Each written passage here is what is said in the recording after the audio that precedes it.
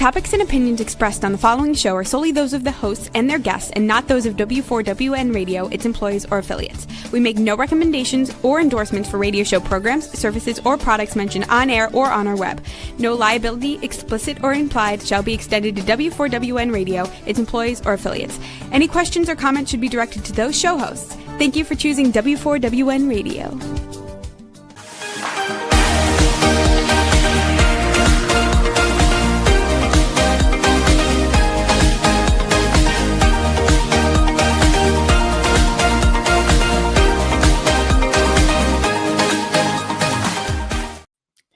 Hello and welcome to Fearless, Fabulous You. I am your host, Melanie Young, and I'm so excited to be here today. It is November 2025.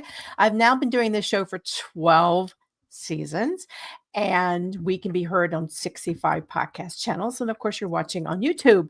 And my show is about highlighting inspiring women and helping you live a fearless, fabulous, inspired life on your terms, because we want to grow older and bolder at every stage and age of our lives.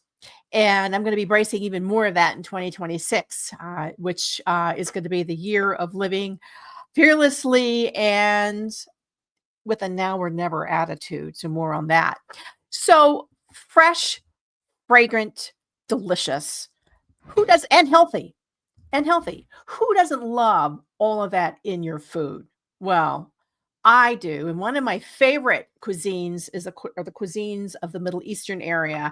And we're going to be talking today about Lebanese cooking. Now, I have never been to Lebanon. I hope to go sometime. I've had the great pleasure of tasting many Lebanese wines at tastings in New York when I lived there and love them. And I love the food. And we have here in New Orleans, Lebanon Cafe, one of my little favorite family-owned restaurants. But I'm really excited because we're going to talk about making these wonderful dishes here in your home. With me today is my guest, Maureen Abood. She grew up in a very large Lebanese-American family in the Midwest, specifically Michigan. She has a food blog by the same name, Maureen Abood, and two cookbooks. The first one, we'll hold up the covers. The first one is Rosewater and Orange Blossom. Okay, those are like my two favorite things. Rosewater and Orange Blossoms, fresh and classic recipes from my Lebanese kitchen. It came out a couple of years ago.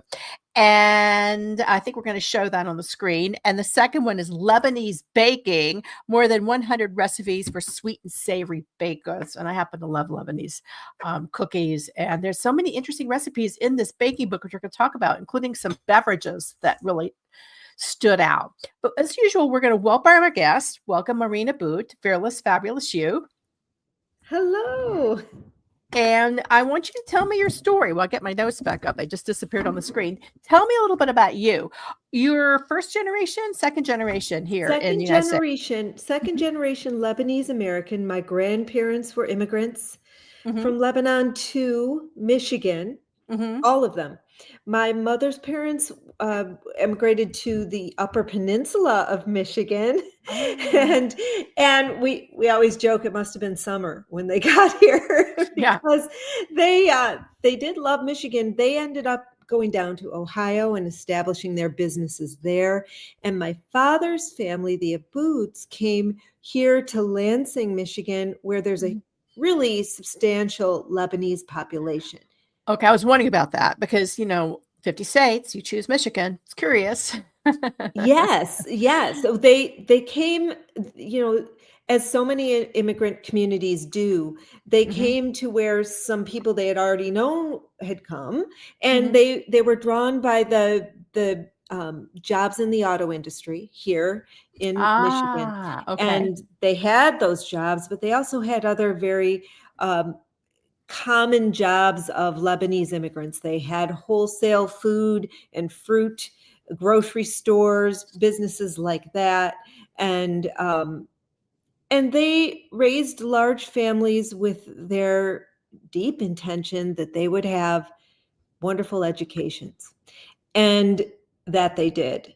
My parents, and then my parents and their siblings, many of them, all populated the world with lots of cousins that I have, all doing wonderful things in the world and all of course, quite proud of our Lebanese heritage. Wow. I think it would be so much fun to grow up in a large family like that. I have a very small family. And, it's interesting Oh, when I interview a lot of people whose family immigrated over here, many of them ended up getting their businesses started in the grocery business. And eventually retail, because that was an easy way to sell to the people. You wanted to get the ingredients in to do the cooking that you're used to. So that's interesting. yes, very much so. And I think it's also related to our the magnet of our communities, which is Right. our food and our table and our kitchens. Well, I am curious. You didn't start out writing about food. You actually went to culinary school, which was kind of your turning point. Give us a little bit about your evolution into becoming a successful food writer, because it's not easy. We all know. You can write, you can be a good writer. You may not be a successful writer. So talk to me about that. All so true. That journey is something that I treasure because of the ups and downs along the way. And I've always been a writer from a Mhm. young age, considered myself a writer, always loved stories, studied literature in college and a master's degree in literature. Where did you go to Um, college? I went to St. Mary's College in South Bend, Indiana. Hmm. And then I moved back home to East Lansing and studied literature at Michigan State. Good school. Really, really good school. I Hmm. love MSU, and taught English and worked simultaneously doing communications and marketing. And the allure of all my siblings who were in Chicago took me over there for many Uh-huh. years, where I was doing some freelance food writing. I wasn't really dedicating my life fully to it. I kept thinking, I want to write about Lebanese food. It's not Hmm. being done. At that time, it really was not, it was not showcased to the degree Right. that we're seeing Middle Eastern cuisines now. So I also thought, okay, I've got this cookbook that I want to write, and I want to tell the stories. And it took some true grit for me to leave my job, take that risk, that leap, that fearless leap that took me to culinary school in San Francisco, where I thought, Mhm. okay, I'm going to live my dreams. At that time, we had just lost my sister-in-law. She was 40. Oh, that's young. She was young. And Yeah. I got to think, some of my own turmoil too got me thinking, carpe diem. Right. Let's, yeah, this can happen. We can lose our lives, and or life is short. And Mhm. so these things got me motivated to do that. And it was the greatest move I've ever made. Mhm. Not knowing exactly what was going to happen Mhm. turned out to be okay, because I immersed myself so fully in the here and now of my experience. I loved every second of culinary school. Of course, I lived in a beautiful city of San You were in San Francisco. Francisco, right? What school was Yes, it? What school was it? Tante Marie's Cooking School. Oh, it's a great school. Yeah, Okay, I a know it very well. small school, wonderful. Mary Mary Mary yeah, Mary Risley, yeah. she was so good to me, and Mhm. I just learned a ton. Mhm. And I realized, I had been sort of polling the pros in the field to see, do I need to go to culinary school to be a cookbook author and to write the things I want to write? And everyone said, no, you really don't. And Yeah, then I had to face the fact that I want to go regardless, that I want to do this for me because I want to learn. right. And it was great. And from there, I moved back to Michigan, up north, very quiet town, where I launched my blog because I had Mhm. learned through my networking, through my research, how I was going to build this new path. Right. Did a lot of that to find out. And I knew I needed to establish a platform. How long ago was that? That was 20. Well, I went to culinary school in 2010, 11, Mhm. and excuse me,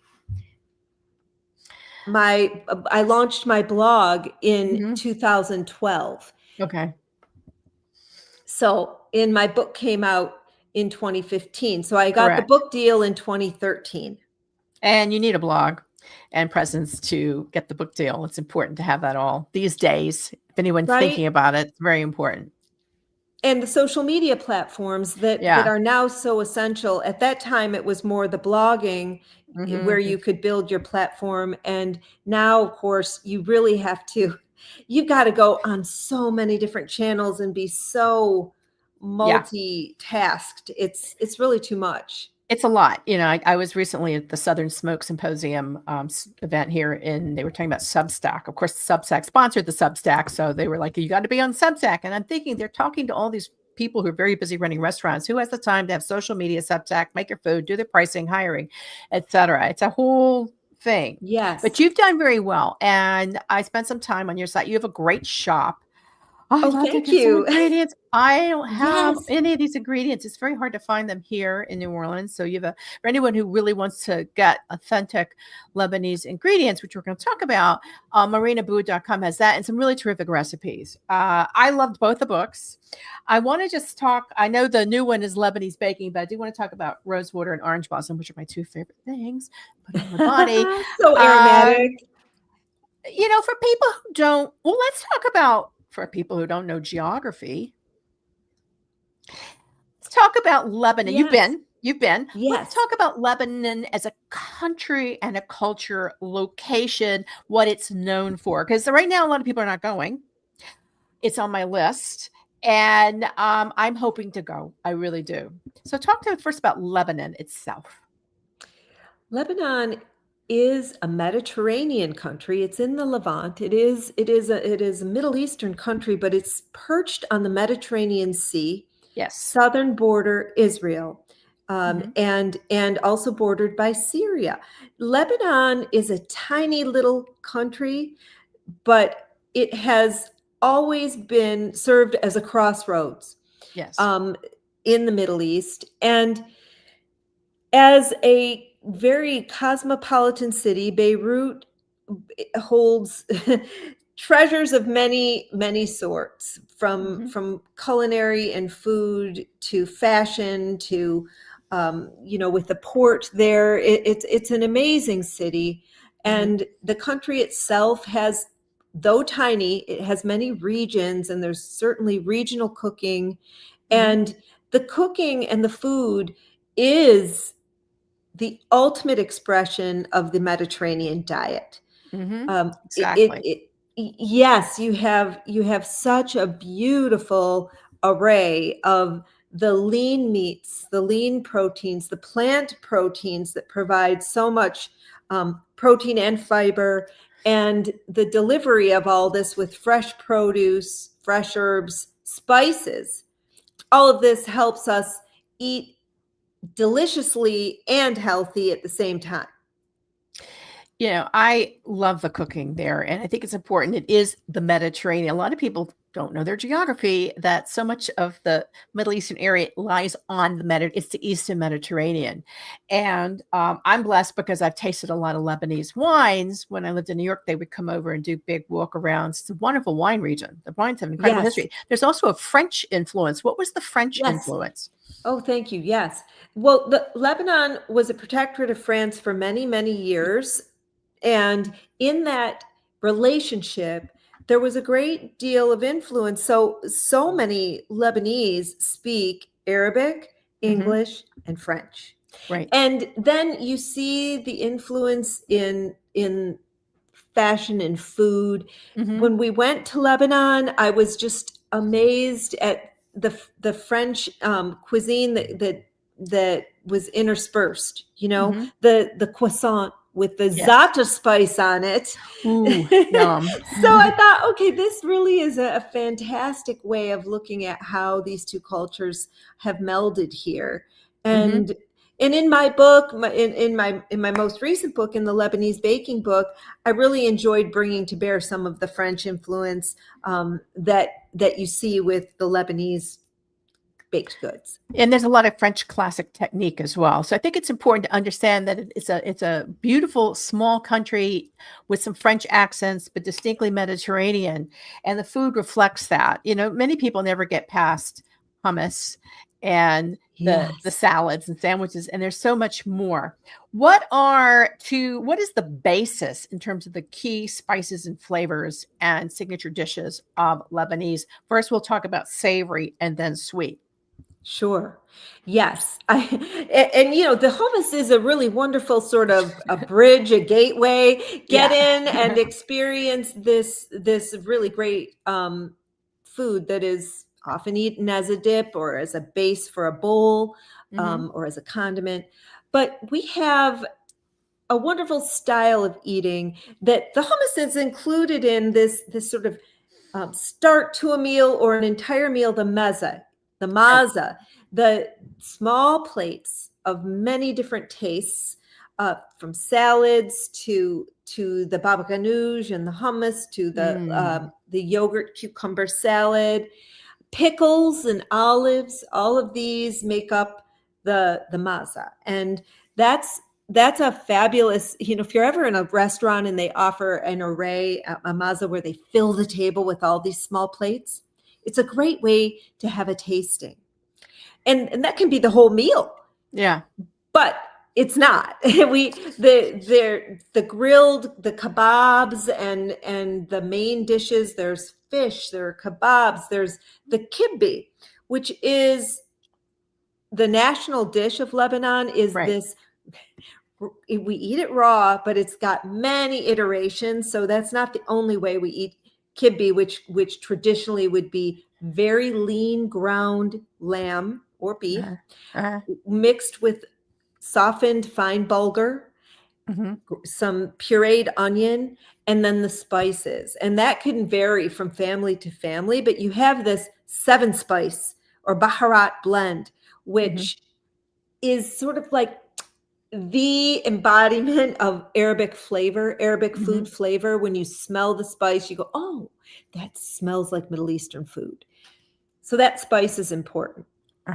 So what's the spice again? Which one is it? 7-spice. It's called 7-spice because I know za'atar, so it's 7 spice. What are in the 7 spices? Or baharat. Well, it's not always just 7. It's a real combination, but often including paprika and cumin and cardamom and coriander, all kinds of spices that make a blend that is really, really fragrant. But you mentioned the za'atar spice, which I think is coming to be pretty well known as a Middle Eastern spice blend. Yeah. People will often say za'atar, but it's za'atar spice. Okay. The za'atar has 3 things: dried wild thyme or oregano, but most typically you see thyme, although I was asking a group the other night if they knew the ingredients, and several people said oregano. Sumac, which is another very typical spice. It's bright in color. It looks a little bit like paprika, but it's more citrusy in flavor. It has a very bright tang to it. It's really, really good. Sometimes it's used as a replacement for lemon juice in a recipe where you don't want the liquid, but you want the flavor. Right. So, and then sesame seeds. That's the za'atar blend. And the za'atar is often spread on top of a flatbread. And this za'atar bread, manushi, is folded up with maybe vegetables, tomatoes, cucumbers, labni, which is the thickened yogurt, in it and wrapped. And that's a Lebanese breakfast. Oh, that's the way I like to eat. I like more savory breakfast. So that just sounds delicious. You would love Lebanese breakfast. Yes. Well, that recipe is in the Lebanese baking book. And I love the manaish recipe because I'm going to hold the book up. It breaks it down. Yeah. Our file didn't upload. It was in the wrong format. So here it is, Lebanese baking. Yes. There you go. It's available out. Yeah. The manaish recipe, it makes 4 8-inch flatbreads, which to me makes it a very manageable recipe to go ahead and tackle if you haven't made it before. And if you have made it before, you'll find that the recipe works really, really well for this soft foldable bread. And I want to underscore the baking is savory and sweet, and there's also some beverages in there. I love the fact that you had a recipe for pita, because store-bought pita is gross for me. Thank you for saying it. In many places, it's terrible. It's not good, and it doesn't shine a light on the beauty that is pita bread. And we have many restaurants here because there's such a large Arab American population in Detroit area, especially, but where they make good pita. But homemade is so much fun. It's really a lot of fun. You need to make sure you have a super hot baking element in your oven. You can use a pizza stone. I have in desperate times used an overturned sheet pan, but the best thing is a baking steel that you place on your bottom rack. This thing holds so much heat, and you need that heat for this rolled piece of dough to puff up and for that magic to happen, the pita magic to happen. Yeah. It's all about the puff. And you don't get the puff in the store-bought. It's like pomme souffle. When you come to New Orleans, you have pomme souffle, you want the puff, not the flat. It's just a completely different thing. I mean, I love the breads. I'm a savory girl, so I was like perusing the breads, and of course I mentioned before the show my husband David bakes. So I'm like, okay, you're making this next. You earmarked his tasks. Yeah, well, he's gonna have fun with it then. But what are some savory pastries? And are there certain times the Lebanese breakfast tends to be more savory, but are there sweets that you have at certain times of the day that are traditional? Yes. And that savory breakfast can include some sweet things, but it isn't typical.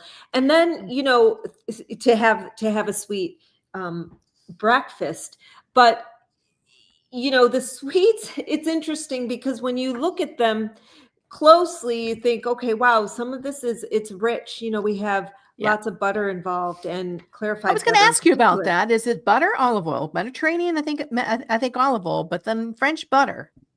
Yes. Well, with our baking, we do use clarified butter or ghee, and it's one of these things where you go all in to make the best of these cookies that like the cover, this matmoul cookie. This is a shortbread cookie that's made with butter, and yet we don't eat so much of it that we're going to make the kinds of substitutions that you would make if you're on a really strict diet.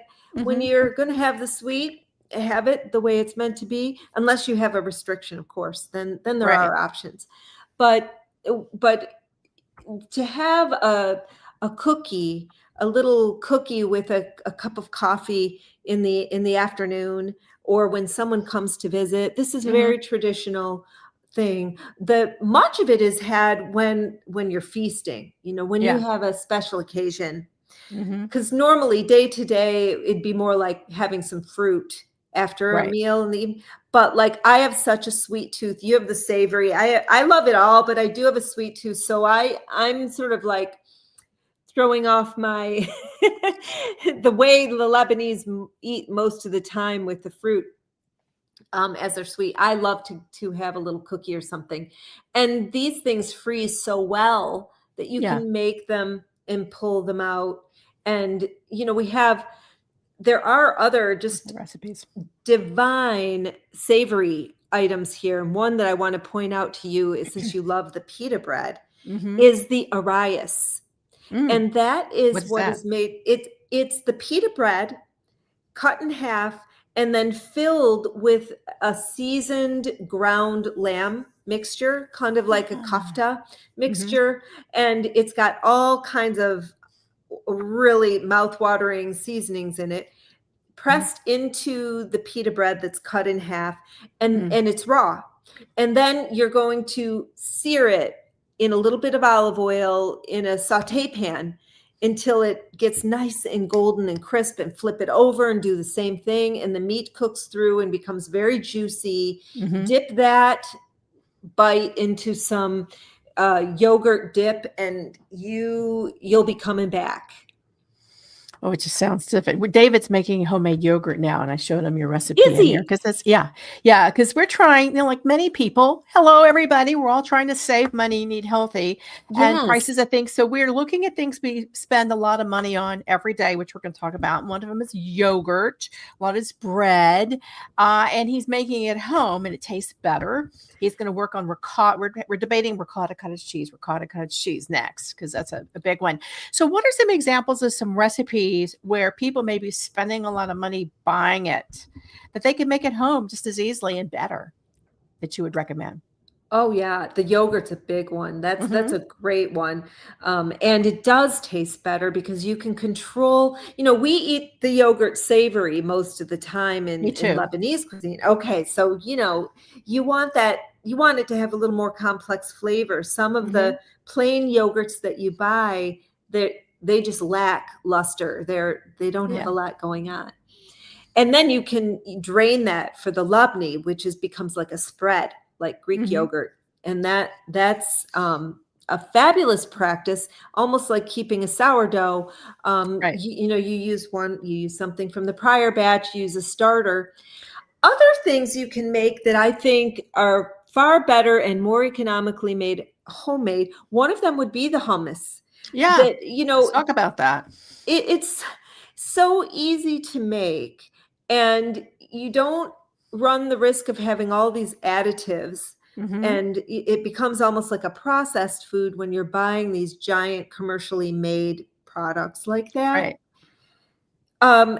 The one thing that can take a little time to make a really nice, creamy, smooth homemade hummus is getting the chickpea has a little skin on it. You want to get that off. It takes a little doing, right? I have a little term for that, which we won't talk about on air, but David lets me do it.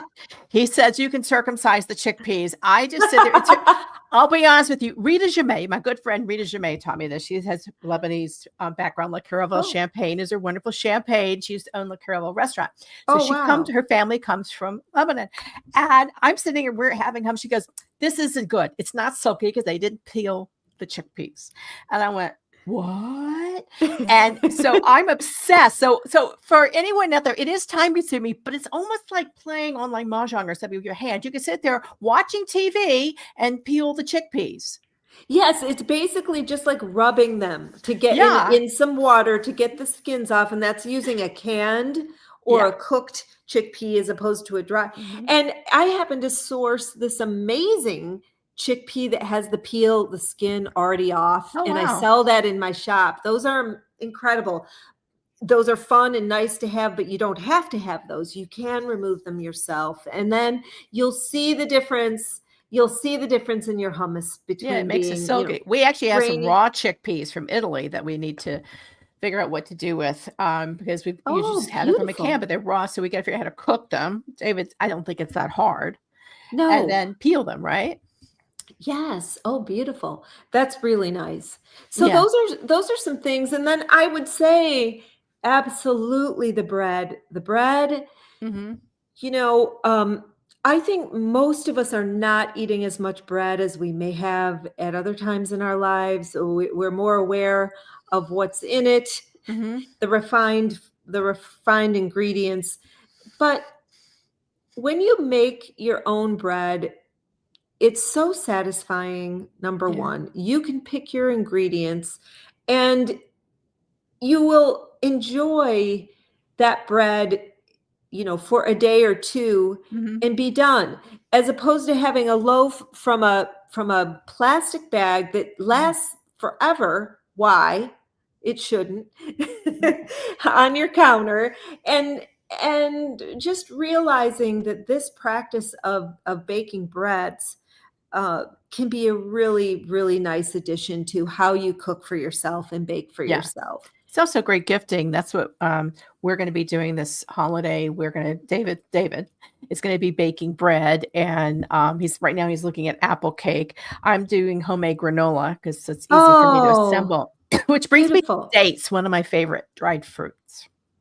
A lot of dates. Let's talk about dates and Lebanese cooking. The dates are prized in Lebanese cooking and throughout the Middle East, the medjool date and many other kinds of dates. These are chewy, they should be chewy, soft, caramel-like in their flavor, brown sugary. These are the flavors that come to mind when you So eat a good date. sweeteners. Yeah, good sweeteners if you don't want to use white sugar. Really good sweeteners, yes, because they carry with them, nutritional value.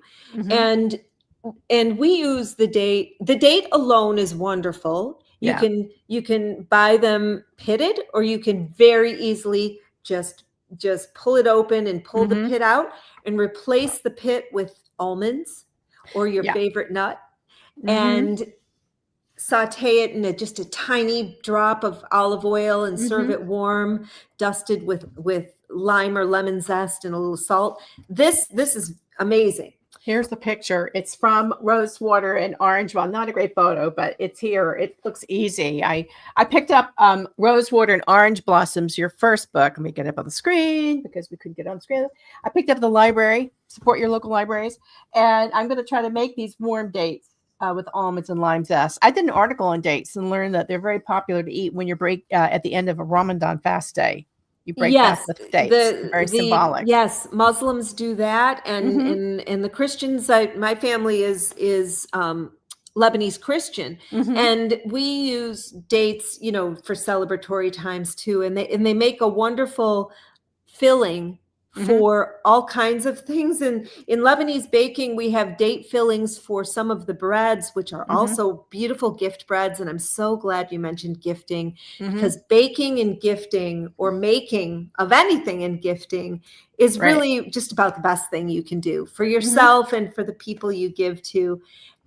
There's a date ring that is in like every old cookbook, Lebanese and Middle Eastern cookbook I have.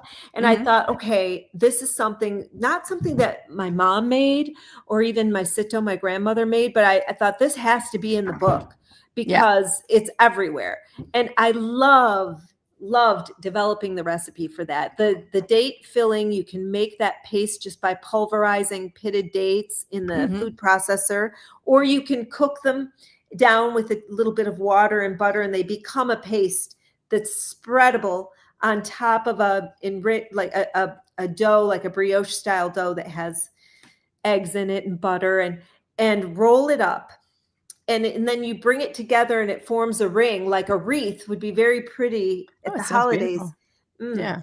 And just, it's a beautiful thing. The dates are all over the place. Well, let's talk about two of my favorite flavors, Rosewater and Orange Blossoms, which is the name of your first book, but you've got them incorporated into baking. I have my page is open to Orange Blossom Madeleines, but you also have some liquid with Orange Blossom in it. And I just fell over, because those are when I was going through breast cancer treatment, Orange Blossom and Rosewater were my scent that I could tolerate. Oh, really? Yeah, because I couldn't tolerate a lot, but those are my calming me, and those are my nausea smells. So for me, that's amazing. Like a smell for me, those two. Yeah. That's so neat.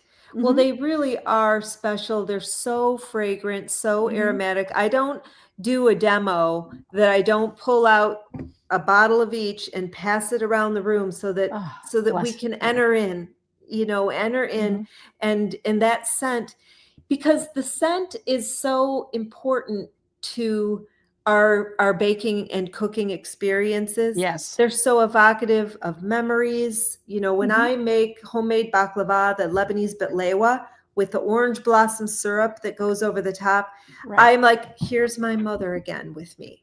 I don't make it without thinking of her. And it makes me want to keep making it, because I want to keep her with me, and I want to keep remembering.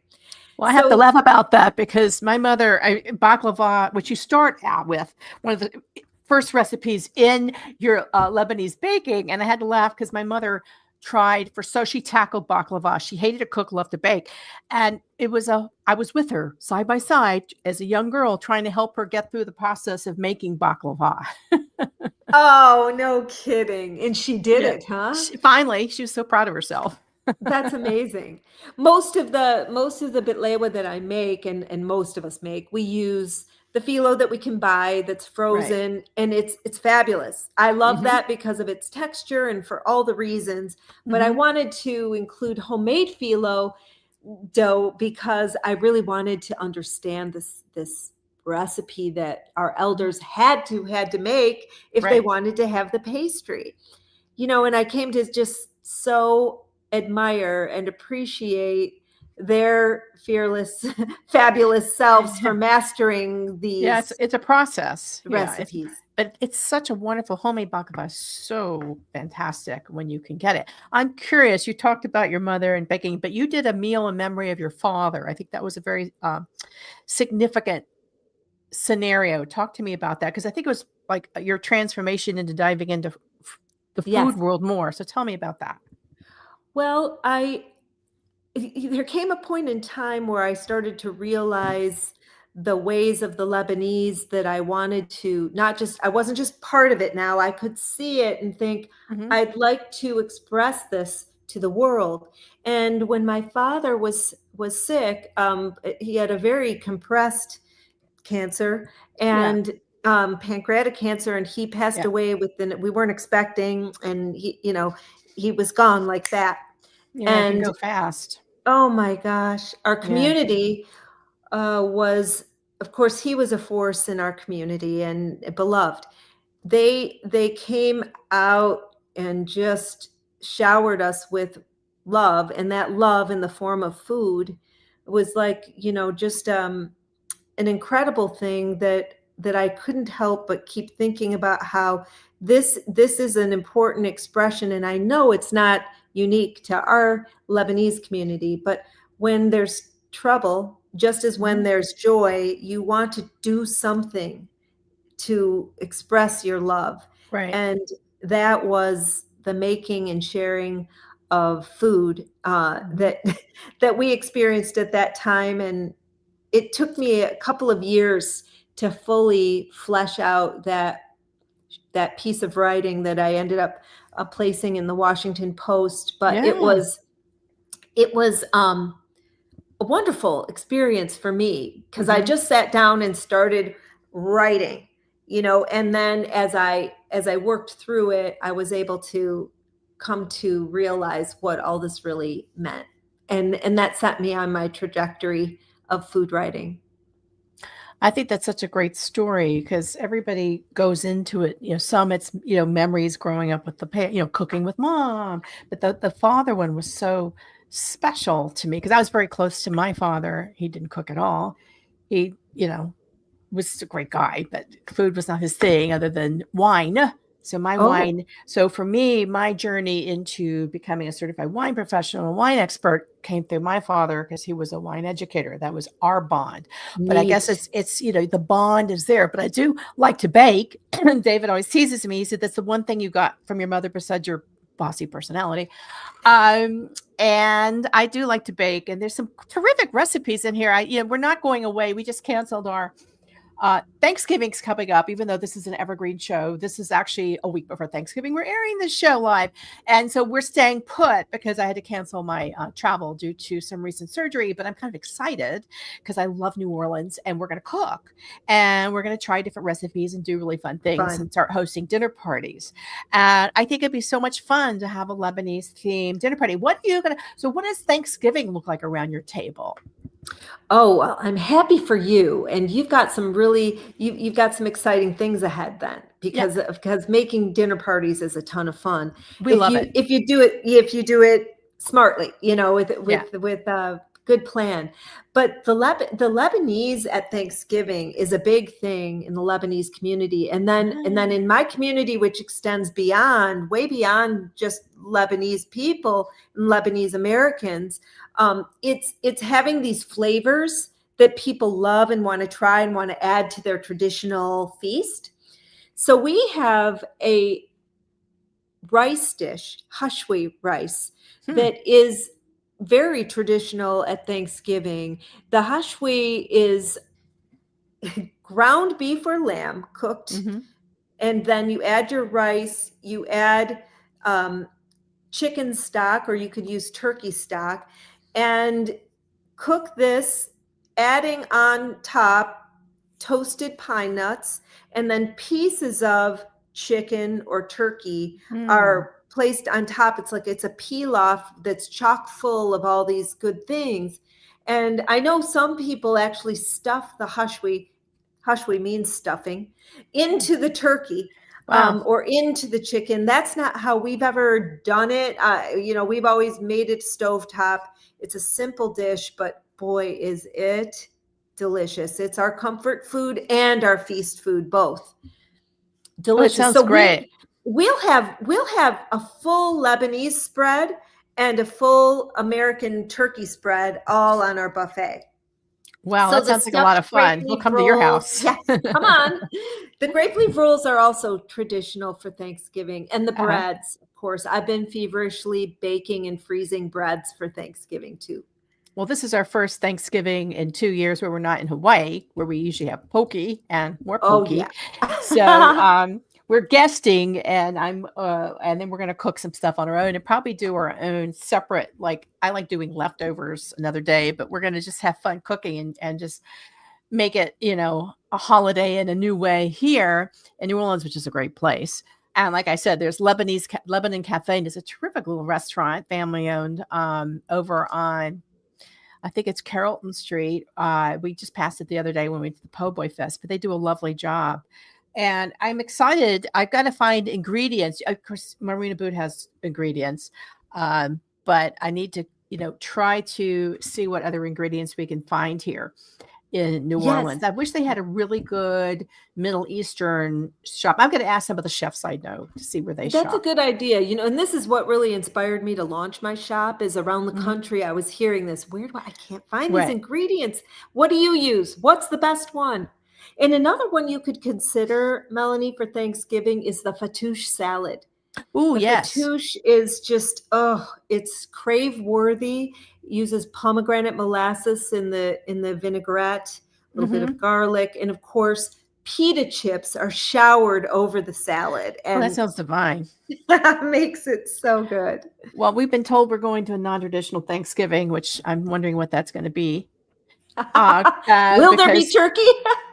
I don't know. David comes from a New England family that they're like turkey. We've been eating poke for 2 years in Hawaii. I don't know what to expect, but I always volunteer to make the salad because I like vegetables. I like the sides. I'm a side girl. So a fattoush sounds like a great idea because I'm sick of lettuce. I want something different. Yeah. I want some other textures, and I like textural salad. So that sounds like a great idea. Oh, it's so good. You would love it. I have another recipe that is like a village salad with 0 lettuce, but it also includes, so it's cucumber, tomato, and diced apple. Really, really good. I think I may have all those ingredients here because we finally found some edible apples down here. We lived in apple country in New York State, so coming down to not apple country has been interesting to finally get apples here that we can eat. But you make do with what you can locally. Is there one dish in the little time we have that you feel, or 1 or 2 dishes that you feel are the embodiment of what you think everybody should? I hate it when people typecast cuisines and countries, right? And some people may have thought, it sounds like Greek cooking. When you Google Lebanese, sometimes it's mixed in with Greek. They're completely different countries, completely different locations. What do you want my listeners and followers and whatnot to visualize and conjure up in their head, flavor wise and dish wise, that would be quintessential dishes you should try, whether you're dining in or cooking in? For Lebanese cuisine, you think of herbs, fresh herbs, which add so much flavor to anything you cook. You find so much fresh mint in all kinds of Lebanese salads and wraps and other dishes. I would say that the mint is really, really key, fresh and dried mint. And the tabbouleh salad, for example, that includes the bulgur wheat. And from the sweet side, I would love for them to know that they can bake a pan of the Lebanese bitlewa, baklava, Lebanese style, and that they can do it fairly simply with my recipe. You get this is something that is very, very special but yet very doable when you break it down and you look through it and you say, okay, you could actually bake this and share it and feel so good about sharing something Lebanese with your friends. Yeah. And this is food that you can easily share. It's great gifting as well, because a lot of people don't think to make it themselves. And it's as I started with the show, it's very fresh and flavorful and healthy, and just brings up just a lightness. When you eat the food, you don't feel weighed down afterward, Yes. which I like. Great point. It's so true. Well, I hope I can get to Lebanon one day. The Bekaa Valley's calling me for the wines. You must. It's beautiful there. It's a gorgeous wine country. And their wines and olive oils, you'd probably really appreciate an olive oil tasting as well. Yes. Well, when we travel for wine, we buy olive oil. That's what we bring back. We don't bring back wine. We bring back olive oil, because usually they go hand in hand for many of the countries we visit. Oh, yes. But, how special. I hope you get there too. And I hope I get back soon too. Well, let's just all hope, because it's such an incredible heritage. It's on my bucket list. But in the meantime, I'm excited to be trying recipes. Again, I'll hold up since I couldn't get the photo to work. Where is it? There we go. It's sort of there. Well, anyway, the book is Rosewater and Orange Blossom, and then Lebanese baking. Great. Thank you. You can find them anywhere, but you can also go to Maureen Abood, Abood, by the way, to learn more, get great recipes, and buy some products. So I want to thank you for sharing your time with me and your incredible stories and flavors. Oh, Melanie, thank you so much. What fun talking Lebanese cuisine with you.